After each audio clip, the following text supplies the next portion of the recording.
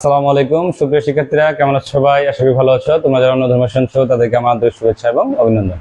আমি তোমাদেরকে একাদশ দ্বাদশ এবং এইচএসসি ব্যাচের আইসিটি বইয়ের অধ্যায় 5 প্রোগ্রামিং ভাষা অংশের বিভিন্ন টপিকের সমাধান দিয়েছি। আজকে আমি তোমাদেরকে প্রোগ্রামের শুরুর দিকে যে বিষয়টি সেটা নিয়ে আলোচনা করব, অর্থাৎ আমি তোমাদের সাথে আজকে প্রোগ্রাম শুরু করতে যাচ্ছি। দেখো, প্রোগ্রাম শুরু করার জন্য আমি তোমাদের একটি প্রশ্ন বোর্ডে লিখে রেখেছি, দুইটি সংখ্যার যোগফল নির্ণয়ের প্রোগ্রাম।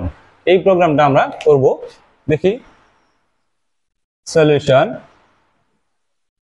প্রোগ্রাম করার জন্য শুরুতে কিছু ইন্ডিভিজুয়ালি লেখা লিখতে হয়, যেটা শুধু প্রোগ্রামিং এর জন্যই লিখতে হয়। যেমন ইনক্লুড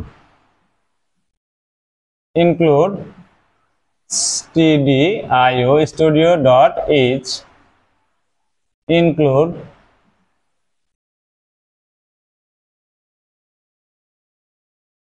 ponyo.h। এরপরে মেইন ফাংশন শুরু হবে, মেইন বন্ধনী, তারপরে হচ্ছে সেকেন্ড ব্র্যাকেট, এটা দিয়ে শুরু হবে।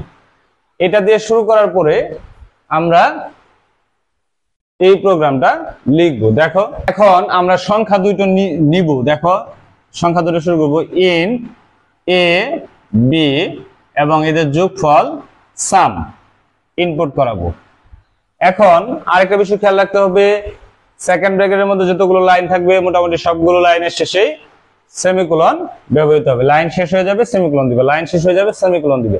এই প্রোগ্রামিং এর ভাষাটা হচ্ছে কেস সেনসিটিভ ভাষা। তোমার যদি একটা সেমিকোলন একটা কমা বাদ পড়ে যায় তাহলে এটা প্রোগ্রাম রান করবে না, ঠিক আছে?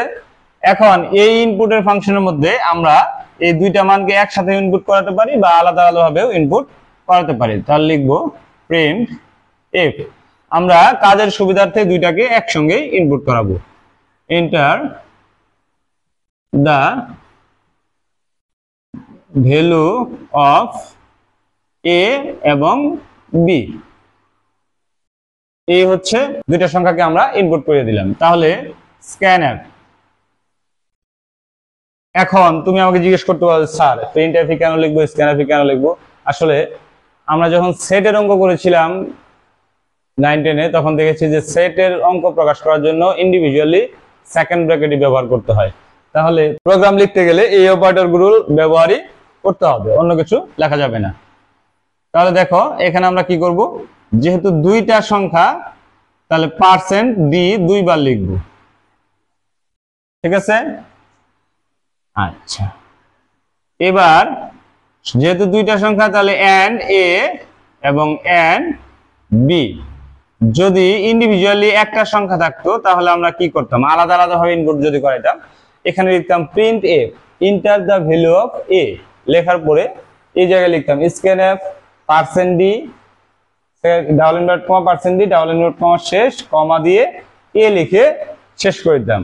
এবং আবার লিখতাম printf enter the value of B, নিচে লিখতাম স্ক্যানএফ পার্সেন্ট ডি তারপরে কমা দিয়ে বি লিখতাম। তারপরে যে কাজটা করতাম সেটা হচ্ছে আমরা কি করব, যোগ করব। তাহলে যোগের প্রক্রিয়াটা শুরু করি, সাম এ প্লাস বি। তাহলে আমরা যোগ করে ফেললাম। যোগ করার পরে আমাদের আর তেমন কিছু থাকে কি না, যোগ করার পরে নেই। তাহলে এটাকে আমরা প্রিন্ট করে দেব, প্রিন্ট এফ পার্সেন্ট ডি সাম। দুইটার সংখ্যার যোগফল একটা হয়ে গেছে, তাহলে পার্সেন্ট ডি একটা হবে।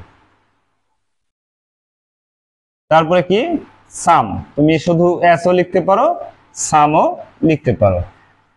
তাহলে এটা যেহেতু শেষ হয়ে গেছে তাহলে আমরা একটা 4 যোগ করে দেই, গেট, তারপরে সেকেন্ড ব্র্যাকেট দিয়ে এই প্রোগ্রামটা শেষ করে দিলাম। অর্থাৎ দুইটি সংখ্যার যোগফল নির্ণয় করতে বলে আমরা সংখ্যা যে এখানে ইন্ট কেন লিখেছি বলতো, ইন্ট লিখেছি কারণ হচ্ছে সংখ্যা দুইটিকে আমরা পূর্ণ সংখ্যা মনে করে নিয়েছি। পূর্ণ সংখ্যা ছাড়া অন্য কোনো ধরনের সংখ্যা হলে, ভগ্নাংশ টাইপের হলে ফ্লোট হবে, FLOT ফ্লোট। ফ্লোট লিখে তখন আমরা এই সংখ্যাগুলো যুক্ত করব, আর তখন এখানে পার্সেন্ট ডি এর পরিবর্তে পার্সেন্ট এফ হয়ে যাবে।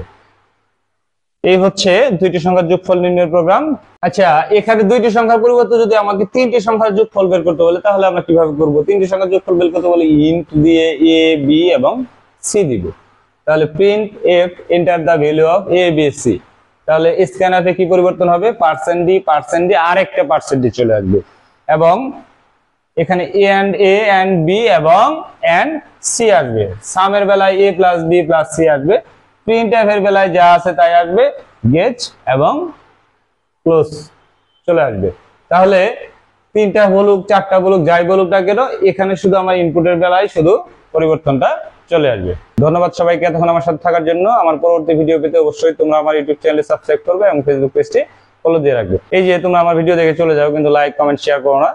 আচ্ছা, তোমাদের একটা লাইক কমেন্ট শেয়ার আমার পরবর্তী ভিডিও তৈরি করার জন্য অনুপ্রেরণা তৈরি করে। তোমরা অবশ্যই আমার ভিডিওগুলো দেখে লাইক করবে, কমেন্ট করবে এবং শেয়ার করে যাবে। এটার জন্য তোমাদের প্রতি রইল আমার অসীম কৃতজ্ঞতা। ধন্যবাদ।